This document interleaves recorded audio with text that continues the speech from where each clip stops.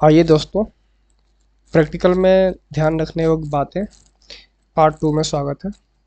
चूँकि पार्ट 1 में वीडियो बनाते समय वीडियो बीच में ही टेक्निकल रीज़न से रुक गया था, तो आगे कंटिन्यू करते हैं। तो उसमें बताया था हमने कि जो हमारे पास प्रश्न है या उद्देश्य है, जो प्रैक्टिकल है करना है, उसको हम जो सामग्री हमारे पास औजार सामग्री उपलब्ध है उसी के अनुसार से हमें करना है, उसको प्रैक्टिकल करना है। उसके बाद रॉ मटेरियल ज़्यादा नुकसान ना करें और उपकरणों के उल्टा सीधा कनेक्शन ना करें, इससे आपका ही नुकसान होगा। उपकरण अगर जल जाएंगे या कुछ ख़राब हो जाएगा तो आपका ही नुकसान होगा। उसके बाद है सभी ट्रेड से संबंधित औजार उपकरण और सामग्री, क्योंकि वाइबा होगा और एग्ज़ाम होगा तो उसमें आपको ट्रेड से संबंधित सभी औजार उपकरण सामग्री तथा संकेतों और प्रतीकों को ध्यान में रखें और बिना पूछा जाए, मतलब जितना पूछा जाए उतना ही सीधा साधा जवाब दे। तो जितना पूछा जाए उतना ही बताएं, ठीक है। तो चलिए, ये हो गया हमें कौन कौन से बातों को ध्यान में रखना है प्रैक्टिकल कॉपी लिखने में और वाइवा और परफॉर्म करने में। अब आइए हम देखते हैं कि हमें प्रैक्टिकली कॉपियाँ कैसे लिखनी है। जो कॉपियाँ हैं, देखिए, प्रैक्टिकल एग्जाम कॉपी में लिखे जाने वाला स्टेप्स, सबसे पहले आपको एम या उद्देश्य लिखना है। चूँकि हमने एक आप सबको एक क्लास में भी बताया है कई बार कि कॉपी कैसे लिखनी है, क्या क्या ध्यान रखना है, क्या क्या होता है, कैसे होता है, क्वेश्चन कैसे करते हैं, तो हमने क्लास में भी आपको बताया है और मैंने ये वीडियो भी बना रहा हूँ और इसको यूट्यूब पर डाल दूंगा, तो हमेशा के लिए पड़ा रहेगा। मुझे जब ज़रूरत पड़ेगी मैं दिखा दूंगा या आप लोग देख लेंगे, ठीक है। तो एक बार देख लीजिए, रिवाइज हो जाएगा आपको। तो सबसे पहले पहला आपका है उद्देश्य, उसके बाद आता है उपकरण और औजार। इसमें उपकरण औजार सीरियल नंबर, नेम, स्पेसिफिकेशन के साथ कितने चाहिए पूरा मेंशन करना है प्रॉपर तरीके से। अभी मैं आगे दिखाऊंगा एग्जाम्पल के रूप में। आवश्यक कच्चा सामग्री, अब औजार उपकरण और ये सब अलग होगा, कच्चा सामग्री अलग होगा, ठीक है। कार्यविधि, कार्यविधि उसके बाद आता है सुरक्षा और सावधानियाँ। कार्यविधि और कार्यविधि की सुरक्षा सावधानियाँ होगा, और इसी कार्यविधि सुरक्षा सावधानी के बीच में आएगा सर्किट डायग्राम, ठीक है, जो हम पेज पे दाएं बाएं तरफ बनाते हैं, दाएं तरफ लिखते हैं, बाएं तरफ बनाते हैं, या एज योर कंफर्टेबिलिटी, या जैसा कॉपी में जहाँ स्पेस होगा उस तरह से भी आप बना सकते हैं। मतलब डायग्राम बनाना है, अच्छा होना चाहिए, उचित डायग्राम बनाना है। तो उसके बाद आता है प्रेक्षण तालिका, सुरक्षा सावधानी होगा उसका प्रेक्षण तालिका। नहीं, जो प्रैक्टिकल करेंगे तो उसमें प्रेक्षण लेंगे, जो भी रीडिंग लेंगे वो प्रेक्षण तालिका ऑब्जर्वेशन टेबल में हम नोट करेंगे। उसका आता है गणना, जो हमने प्रेक्षण लिया है तो प्रैक्टिकल संबंधित जो भी हमारा फार्मूला है उस फार्मूले के अनुसार हम इन चीज़ों को रख करके वेरीफाई करेंगे। जो हमारा फार्मूला है उसके अनुसार हमने प्रैक्टिकल किया हो सही है कि नहीं है, आसपास वैल्यू आ रही है तो उसको वेरीफाई करना है। फिर उसके बाद लिखेंगे रिजल्ट, रिजल्ट क्या हुआ, जो हमने हमें दिया गया था वो हमने कर लिया, ठीक है। तो अब हम देखेंगे एक एग्जाम्पल, ठीक है। और इस वीडियो को देख लीजिए, अगर आपको अच्छा लगे तो कमेंट करके बताइए, मैं और भी 2-3 एग्जाम्पल बता दूंगा, और हो सकता है कि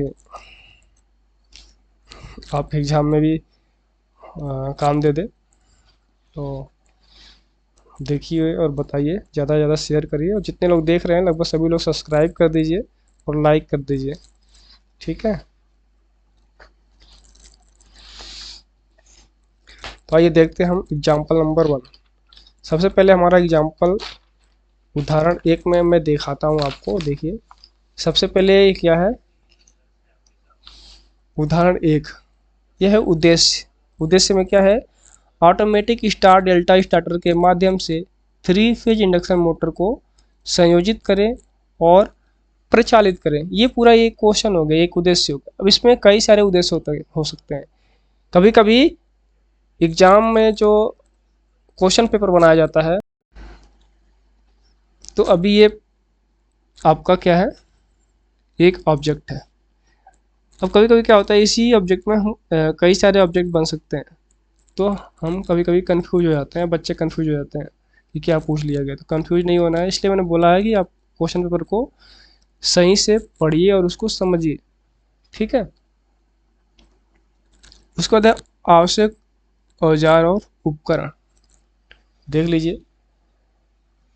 उपकरण क्या होगा, 3 फेज इंडक्शन मोटर को ऑटोमेटिक स्टार डेल्टा से कनेक्ट करना है, तो हम जाहिर सी बात है हमें 3 फेज इंडक्शन मोटर चाहिए, ऑटोमेटिक स्टार डेल्टा चाहिए, स्टार्टर चाहिए, इसका स्पेसिफिकेशन है, विवरण, और इसकी मात्रा है 111।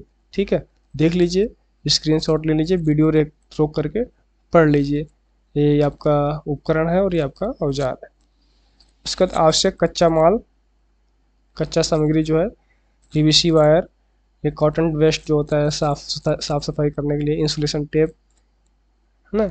इसमें देखिए आपके ट्रेड में जितने भी औजार उपकरण हैं लगभग, जैसे अभी देखिए इसमें अभी हमें मेगर डाल सकते हैं, कई सारी चीज़ें डाल सकते हैं, है ना, तो उसको रखना। लेकिन हमने ऑटोमेटिक स्टार डेल्टा डाल दी, इसमें सारी चीज़ें इंक्लूड हो गई। इसमें आपका एमसीबी, पुश बटन, कॉन्टेक्टर, सब कुछ इसमें आ गया। ठीक है, अलग अलग भी हम लिख सकते हैं। ठीक है, आइए, तो ये हो गया उद्देश्य, उदाहरण, औजार उपकरण, 2 स्टेप। तीसरा स्टेप कार्यविधि। कार्यविधि में देख लीजिए कैसे लिखना है। कार्यविधि देख लीजिए, ये कार्यविधि है, इसमें कैसे लिखना है आपको।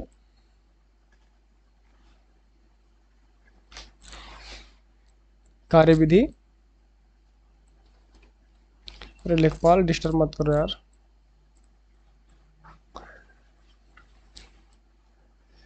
तो कार्यविधि क्या है, स्टेप 1, प्रैक्टिकल संबंधित सभी उपकरण और औजारों की जांच, परीक्षण और पहचान करना। चेक करना है, परीक्षण करना है, उसकी पहचान करना है। चूंकि पहचान पहले आएगा ना, ये मिस्टेकली बाद में हो गया। प्रैक्टिकल से संबंधित सभी उपकरणों और औजारों की पहचान करना, जांच करना और परीक्षण करना, सही सही से काम करने के लिए। इसमें क्या आ जाएगा, मोटर की टर्मिनल को पहचान करेंगे, मल्टीमीटर टेस्ट लेंथ की सहायता से तीनों टर्मिनल स्वतंत्र बाइंडिंग की निरंतरता की जांच करेंगे कि कौन कौन सा जोड़े हैं, बाइंडिंग E1 E2 कौन सा है, V1 V2 का टर्मिनल कौन सा है। फिर उसके मेगर की सहायता से बाइंडिंग टू बाइंडिंग और बाइंडिंग टू बॉडी का इंसुलेशन प्रतिरोध ज्ञात करेंगे। ठीक है, और उसमें हम E1 V1 भी ज्ञात करेंगे, E1 V1 W1 U2 V2 W2। Step 2 में अब हम क्या करेंगे, पावर और कंट्रोल सर्किट की वायरिंग करेंगे। देख लीजिए, पावर एंड कंट्रोल सर्किट की वायरिंग। सर्किट डायग्राम अनुसार सिंगल फेज सप्लाई हेतु MCB, NO, NC, VLR, timers और कॉन्टेक्टर आदि सभी उपकरणों और सामग्री से कंट्रोल वायरिंग तैयार करें। वीडियो थोड़ा लंबा होगा, आप वीडियो रोक रोक के देख सकते हैं, 2.0 स्पीड पे देख सकते हैं।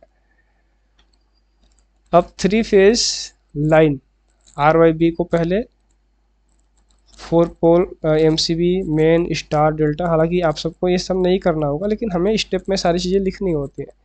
मैंने पहले ही बताया है कि जैसा टाइम होगा वैसा आपको थोड़ा संक्षेप में भी लिख सकते हो, कार्यविधि बहुत ज़्यादा नहीं लिखना है।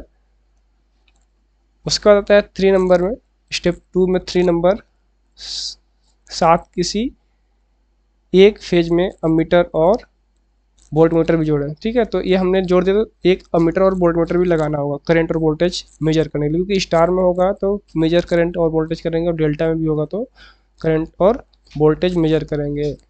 अब स्टार्टर से निकलेगा कितने, 6 तार निकलेंगे, और मोटर के टर्मिनल में मोटर में भी 6 टर्मिनल होते हैं। तो इन 6 तारों को, इन 6 टर्मिनलों को पहचान करके हम E1 V1 V2 से कनेक्ट कर देंगे, जोड़ देंगे। ध्यान रहे कि शॉर्ट सर्किट ना करें। ठीक है, उसके बाद आएगा हमारा नहीं, सबका।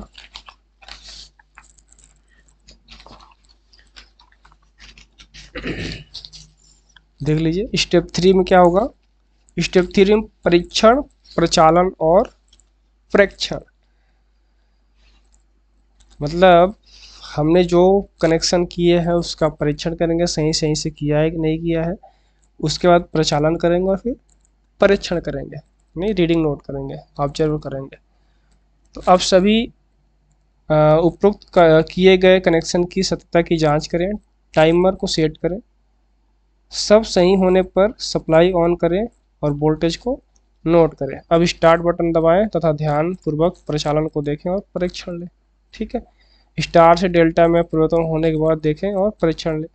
अब स्टॉप बटन दबाकर मोटर को चलने से रोकें, मोटर को चलने से रोकें।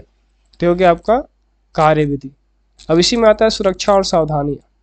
तो सुरक्षा सावधानी क्या होगा, सभी उपकरण सही और विद्युत रोधी होने चाहिए, सभी कनेक्शन सप्लाई ऑफ और कट करके ही करें और सभी में अर्थिंग जरूर कनेक्ट हो। हालांकि थोड़ा मैंने ज़्यादा डिटेल में लिखा है, आप लोग और शॉर्ट में लिख सकते हो या और भी डिटेल में लिख सकते हो, एज यू कंफर्टेबिलिटी, आपको जैसा सही लगे आप कर सकते हो। वाइंडिंग टर्मिनल हमेशा सही क्रम में ही स्टार्टर से जोड़ें, वरना गलत होने पर शॉर्ट सर्किट और नुकसान हो सकता है। ध्यान रखें कि स्टार्टर व डेल्टा कंडक्टर एक साथ चालू ना हो। कभी कभी क्या होता है, कनेक्शन गलत होता है तो स्टार और डेल्टा एक साथ चालू होते हैं, फिर क्या होता है शॉर्ट सर्किट, तीनों फेज एक ही में शॉर्ट सर्किट हो जाता है। अभी मैं कनेक्शन दिखाऊंगा। ठीक है, तो ये हो गया आपका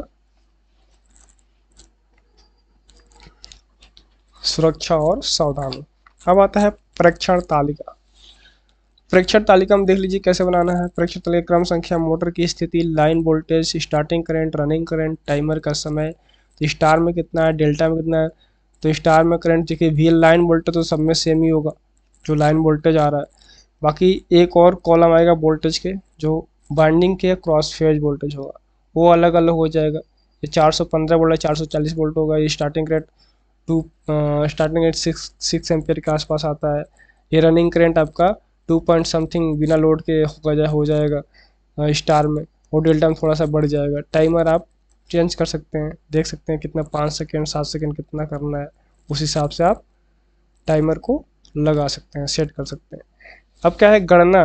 गणना क्या करना है, हमें यही वेरीफाई करना है कि हमने जब मोटर को स्टार में चलाया था तो मोटर कैसे चल रहा था, और मोटर को अभी चला रहे हैं डेल्टा में चल रहा है तो कितना करंट परिवर्तन हुआ है।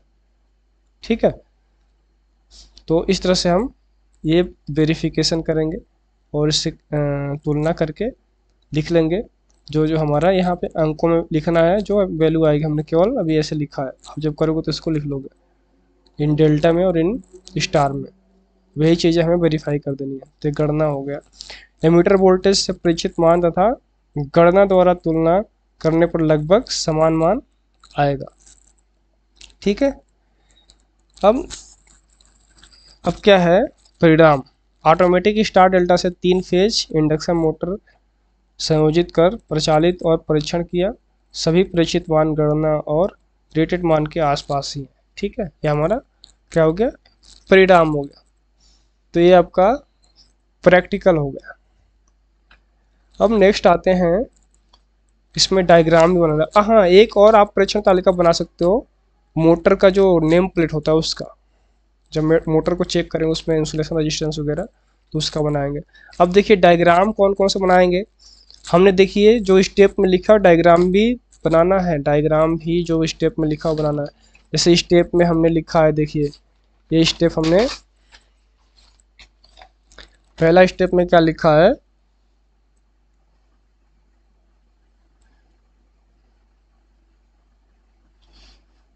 पहले स्टेप में क्या लिखा है, ये स्टेप 1 है, देख लीजिए स्टेप 1।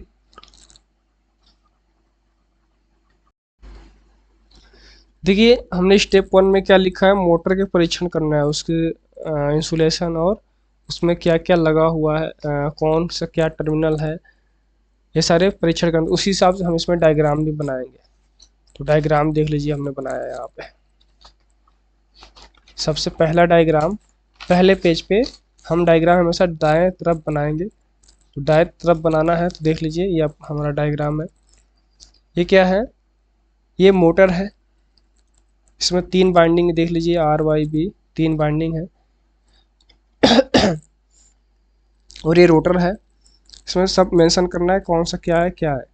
ये देखिए ये टेस्ट लैम्प के द्वारा हम कंटिन्यूटी चेक करके पता करें कि हाँ इस बाइंडिंग का ये सिरा है और ये सेम बाइंडिंग है, ये एक ही बाइंडिंग का सिरा है, सतत जांच कर रहे हैं। और इधर एक मेगर लगा है और मेगर से हम इंसुलेशन रेजिस्टेंस चेक करें, विद्युत रोधी मापी। ठीक है, ये बाइंडिंग टू बॉडी में देख लीजिए, बाइंडिंग टू बॉडी में, और ये बाइंडिंग टू बाइंड। उसके बाद है आपका सर्किट डायग्राम 2, और वहाँ मेंशन भी करना है स्टेप में कि यहाँ सर्किट डायग्राम 2 में मेंशन है, सर्किट डायग्राम 3 में मेंशन है। तो यहाँ पे देख लीजिए सर्किट डायग्राम 2 में क्या है, पहले में क्या था, सततता और विद्युत रोधन परीक्षण। दूसरे में क्या है, सिरे E1 V1 W1 और U2 V2 W2 की पहचान करना। तो ये मैंने बताया था आपको कैसे करते हैं। ठीक है, ये हमने 2 बाइंडिंग को जोड़ दिया सीरीज में, और वहाँ पे एक सीरीज लैंप लगा करके सम वोल्टेज 30-40 वोल्ट देते हैं। तो और इधर हम स्पार्क देखते हैं। ठीक है, स्पार्क आया तो सेम बाइंडिंग सेम टर्मिनल, नहीं आया तो असमान टर्मिनल। ठीक है, उसको आप कर लेंगे, कैसे करना है देख लीजिए। तो ये हो गया हमारा स्टेप 1 का डायग्राम। अब आते हैं स्टेप 2 जो मेन है, जो प्रैक्टिकल में आया है। ये देखिए ये डायग्राम नंबर 3 है। ये ऑटोमेटिक स्टार डेल्टा का कंट्रोल वायरिंग है। कंट्रोल वायरिंग कैसे करना है, ये बॉक्स में भी हो सकता है और आपका पैनल पे भी हो सकता है विदाउट बॉक्स। तो ये आपका MCB है, यहाँ पे OLR लगा है, फेज और ये न्यूट्रल का है। इसमें 3 कॉन्टेक्टर यूज हुआ है, हालांकि आपको बता दिया गया है ना, देख लेंगे। ये NO NC बटन लगा है, NO बटन लगा है। ये आपका एक ये ऑक्सिलरी कॉन्टेक्ट है पहले मेन का, और ये आपका टाइमर है। टाइमर को हमने न्यूट्रल दे दिया है, फेज यहाँ से दे दिया है, जो NO NC का और पुश बटन का जो कॉमन टर्मिनल है यहाँ पे नीचे वाला। ठीक है, फिर हमने दोनों डेल्टा और स्टार वाले कॉन्टेक्टर को भी ये सप्लाई न्यूट्रल दे दिया, और जो टाइमर का NC है उसको डेल्टा के NC से होते हुए स्टार में दे दिया, और जो NO है वो स्टार से होते हुए डेल्टा में दे दिया। ठीक है, हालांकि कुछ मिस्टेक्स हो सकते हैं, चूँकि ये आप वीडियो आपकी जानकारी के लिए, एक केवल मार्गदर्शन के लिए बनाया जा रहा है। तो कुछ मिस्टेक्स होगा तो आप कमेंट में ज़रूर बता सकते हैं, उसमें सुधार किया जाएगा। नेक्स्ट आपका है सर्किट डायग्राम 4। ये क्या है, पावर डायग्राम है। ये आपका पावर डायग्राम है, automatic star delta power diagram. Power diagram is very simple diagram. 3 phase लेना है, यहाँ से 3 कॉन्टेक्टर लगाना है, और उसमें MCB से फिर OLR से आते हुए हमें कॉन्टेक्टर में दे देना है। कॉन्टेक्टर मेन कंडक्टर का तीनों सप्लाई, तीनों लाइन सीधे हमने E1 V1 W1 में जोड़ देना है, और इधर से मेन का जो डेल्टा और स्टार का कनेक्टर है उसको यहाँ पे शॉर्ट कर देना है, स्टार को शॉर्ट कर देना है ऊपर वाला टर्मिनल, और दूसरे वाले को हमें डेल्टा के साथ जोड़ करके फिर हमें मोटर के जो बचे हुए 3 टर्मिनल में कनेक्ट कर देना है। इसके सप्लाई का ख्याल रखना है, ये और ये एक ही ना हो। जैसे यहाँ पे हमने क्या किया, E1 और यहाँ पे E1 एक ही ना हो, और शॉर्ट भी ना हो। ठीक है, अगर शॉर्ट होगा तो मोटर भी जल जाएगा और कई सारे इंस्ट्रूमेंट भी खराब हो जाएंगे। तो ये था आपका प्रैक्टिकल को कैसे लिखना है ना। बाकी आगे अगर आपको और ज़्यादा जानकारी चाहिए, और एग्जाम्पल चाहिए, और वीडियो चाहिए, तो कम से कम 30-40 लोग तो कमेंट करके बताइए, फिर मैं आगे की वीडियो और बनाऊंगा। और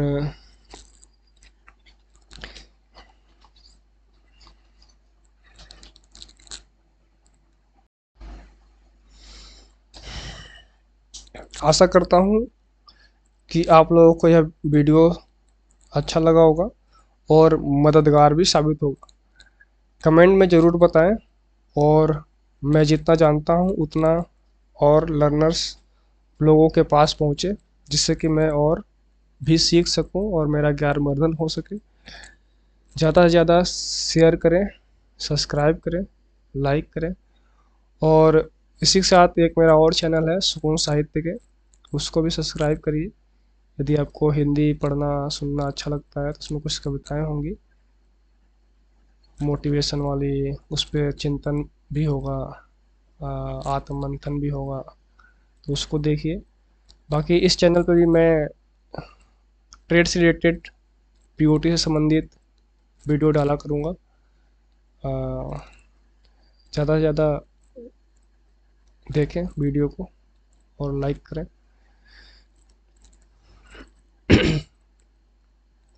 कहते हैं कि